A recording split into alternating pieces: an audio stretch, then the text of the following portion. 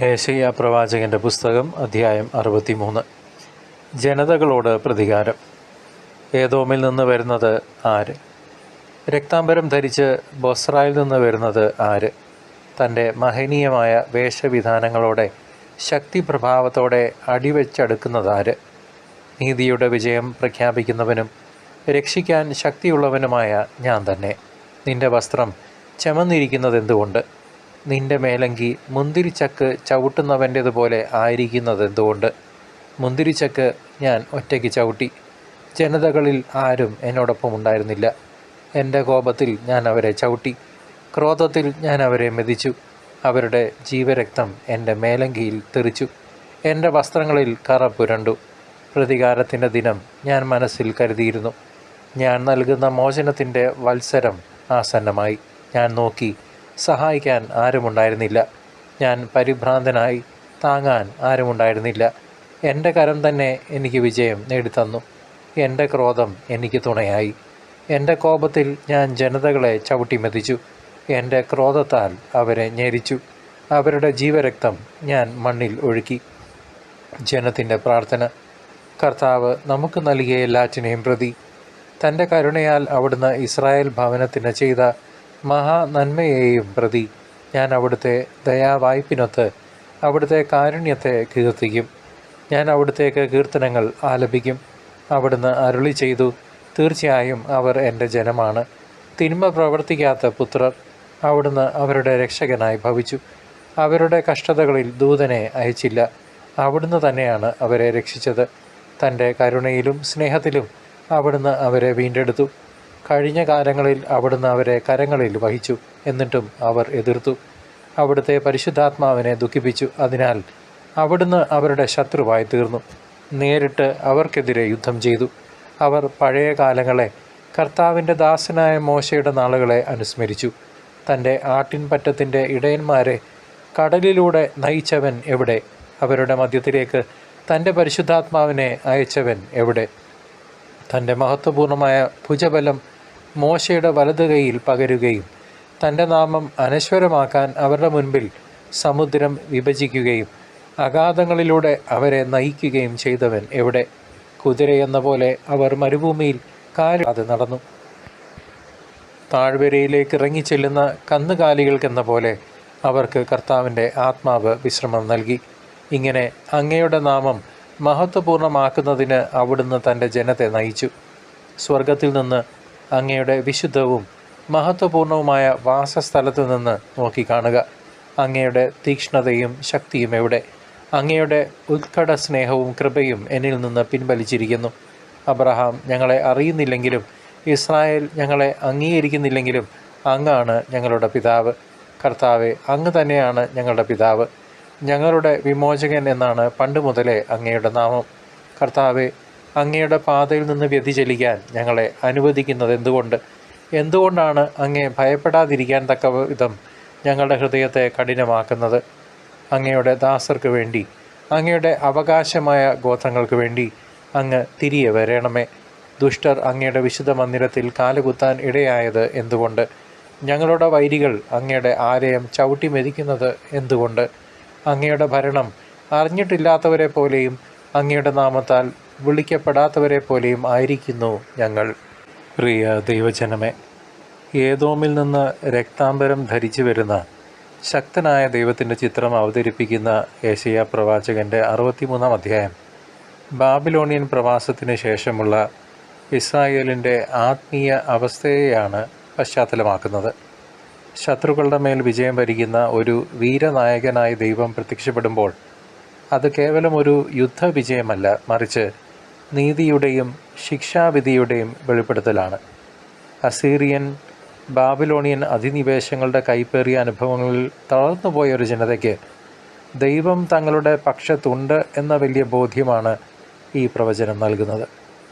ചരിത്രപരമായി നാം നോക്കിയാൽ ഇസ്രായേലിൻ്റെ നിത്യശത്രുവായ ഏദോമിൻ്റെ പതനം ദൈവത്തിൻ്റെ പരമാധികാരത്തിൻ്റെ അടയാളമായി ഇവിടെ ചിത്രീകരിക്കപ്പെടുന്നു.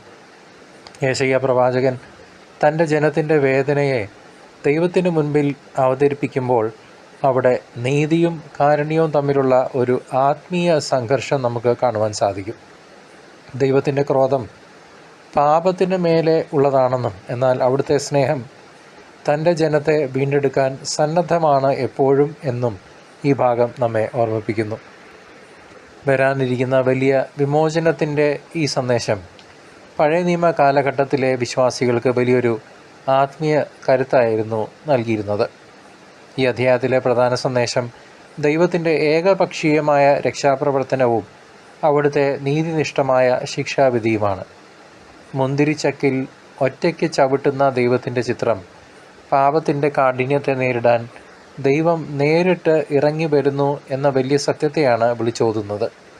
പ്രവാചകനായ യെശയ്യാ ഇവിടെ അതീവ ധൈര്യശാലിയും അതേസമയം തൻ്റെ ജനത്തിൻ്റെ പാപങ്ങളിൽ ഹൃദയം നൊന്ത് കരയുന്ന ഒരു മധ്യസ്ഥനുമായി പ്രത്യക്ഷപ്പെടുന്നു. ദൈവത്തിന് മുൻപിൽ ഇസ്രായേലിൻ്റെ ഭൂതകാലത്തെ സ്നേഹപ്രവൃത്തികളെ അനുസ്മരിച്ചുകൊണ്ട് തങ്ങളെ ഉപേക്ഷിക്കരുതേ എന്ന് അദ്ദേഹം മാധ്യസ്ഥം യാചിക്കുന്നത് പ്രവാചകൻ്റെ അഗാധമായ ദൈവസ്നേഹത്തെയാണ് കാട്ടുന്നത്. ഹെസക്കിയ രാജാവിൻ്റെ കാലഘട്ടത്തിലായാലും പ്രവാസാനന്തര കാലത്തായാലും ദൈവത്തിൻ്റെ ഇടപെടൽ മാത്രമാണ് ഏക രക്ഷാമാർഗമെന്ന് ഈ പ്രവചനവും അടിവരയിട്ട് പറയുന്നു.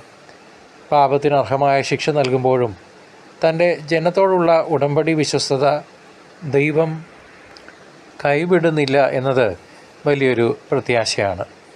ദൈവത്തിൻ്റെ കോപം താൽക്കാലികമാണെന്നും അവിടുത്തെ കരുണ ശാശ്വതമാണെന്നും യെശയ്യാ പ്രവാചകൻ നമുക്ക് വെളിപ്പെടുത്തി തരുന്നു. ശിക്ഷാവിധിയുടെ ഈ നിമിഷങ്ങൾ പോലും മനുഷ്യനെ മാനസാന്തരത്തിലേക്ക് നയിക്കാനുള്ള ദൈവത്തിൻ്റെ പദ്ധതിയല്ലാതെ മറ്റൊന്നുമല്ല. പ്രിയ സഹോദര സഹോദരി, ആധുനിക ലോകത്തിലെ വക്താക്കളായ വിശ്വാസികളായ നമുക്ക് ഈ പ്രവചനവും വലിയൊരു ആത്മീയ പാഠമാണ് നൽകുന്നത്. അനീതിയും അധർമ്മവും വാഴുന്ന ഇന്നത്തെ നമ്മുടെ സാഹചര്യങ്ങളിൽ, നമ്മുടെ ചുറ്റുവട്ടങ്ങളിൽ ദൈവം നിശബ്ദനല്ലെന്നും അവിടുത്തെ നീതിയുടെ സമയം ആഗതമാകും എന്നും നാം തിരിച്ചറിയണം. പാപത്തോട് വിട്ടുവീഴ്ച ചെയ്യാത്ത ദൈവത്തിൻ്റെ വിശുദ്ധി നമ്മുടെ ജീവിതത്തിൽ നിരന്തരമായ ആത്മശോധന ആവശ്യപ്പെടുന്നു എന്ന് ഈ വചനഭാഗം നമ്മെ പഠിപ്പിക്കട്ടെ. ദൈവത്തിൻ്റെ ദയയെക്കുറിച്ച് ഓർക്കുമ്പോൾ തന്നെ അവിടുത്തെ പരിശുദ്ധാത്മാവിനെ ദുഃഖിപ്പിക്കുന്നത് എത്രമാത്രം ഗൗരവകരമാണെന്ന് നാം ഓരോരുത്തരും മനസ്സിലാക്കണം. കർത്താവിൻ്റെ ഒന്നാം വരവിൽ അവിടുന്ന് പാപികൾക്കായി രക്തം ചിന്തിയെങ്കിൽ രണ്ടാം വരവിൽ അവിടുന്ന് നീതിപീഠത്തിലിരിക്കുന്ന വിധികർത്താവായിട്ടായിരിക്കും വരുന്നത്. അതിനാൽ അനുതാപത്തിൻ്റെ കണ്ണുനീരോടെ ഹൃദയം കഴുകി വിശദീകരിക്കാൻ വിശ്വാസികളായ നാം ഓരോരുത്തരും ഈ നിമിഷം തന്നെ, ഇന്നേ ദിവസം തന്നെ തയ്യാറാകണം. ലോകത്തിൻ്റെ വെല്ലുവിളികൾക്ക് മധ്യേയും ദൈവത്തിൻ്റെ വിശ്വസ്തതയിൽ അഭയം പ്രാപിക്കുന്നവർക്ക് മാത്രമേ ആത്മീയമായ അതിജീവനം സാധ്യമാകൂ. തിരുസഭയുടെ കൂദാശകളിലൂടെ ലഭിക്കുന്ന കൃപാവരം ഈ ഒരുക്കത്തിന് നമ്മെ പ്രാപ്തരാക്കുന്ന ഏറ്റവും വലിയ ആയുധവുമാണ്. പ്രിയ സഹോദരങ്ങളെ, യേശുക്രിസ്തുവിൻ്റെ രണ്ടാം വരവിനായുള്ള ജാഗ്രതയോടെയുള്ള കാത്തിരിപ്പിലാണ് നാം ഓരോരുത്തരും. ഈ അവസരത്തിൽ ഈ അധ്യായം നമ്മിൽ ജനിപ്പിക്കേണ്ട പരമപ്രധാനമായ ചിന്ത അവിടുത്തെ വസ്ത്രം രക്തത്താൽ ചുവന്നിരിക്കുന്നത് തൻ്റെ ശത്രുക്കളുടെ മേലുള്ള വിജയത്തെയും തൻ്റെ ജനത്തിൻ്റെ വീണ്ടെടുപ്പിനെയുമാണ് സൂചിപ്പിക്കുന്നത്.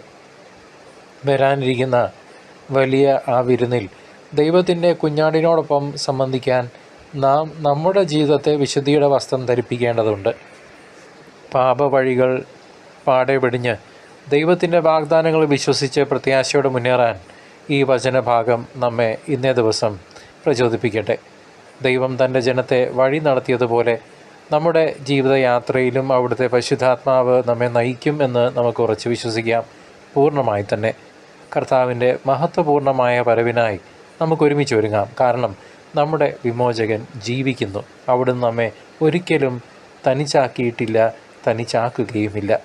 പ്രത്യാശയോടെയും വിശ്വാസത്തോടെയും മുന്നേറുന്നവർക്ക് സ്വർഗീയ സിയോൻ ഒരു നിത്യമായ അവകാശമായി, അനുഭവമായി കാത്തിരിക്കുന്നു എന്ന തിരിച്ചറിവ് നമുക്ക് ഓരോരുത്തർക്കും കരുത്തേകട്ടെ. ദൈവം തൻ്റെ മക്കളോട് കാണിക്കുന്ന അപാരമായ സ്നേഹം നമ്മുടെ ഓരോ ദിവസത്തെയും പ്രകാശപൂർണ്ണമാക്കട്ടെ. സർവശക്തനായ ദൈവം നിങ്ങളെയും നിങ്ങളുടെ കുടുംബാംഗങ്ങളെയും നിങ്ങളുടെ ജീവിത സാഹചര്യങ്ങളെയും തൻ്റെ പുത്രൻ്റെ തിരുരക്തത്താൽ കഴുകി വിശുദ്ധീകരിച്ച് പരിശുദ്ധാത്മാഭിഷേകത്താൽ നിറയ്ക്കട്ടെ, ഇപ്പോഴും എപ്പോഴും എന്നേക്കും. ആമേൻ.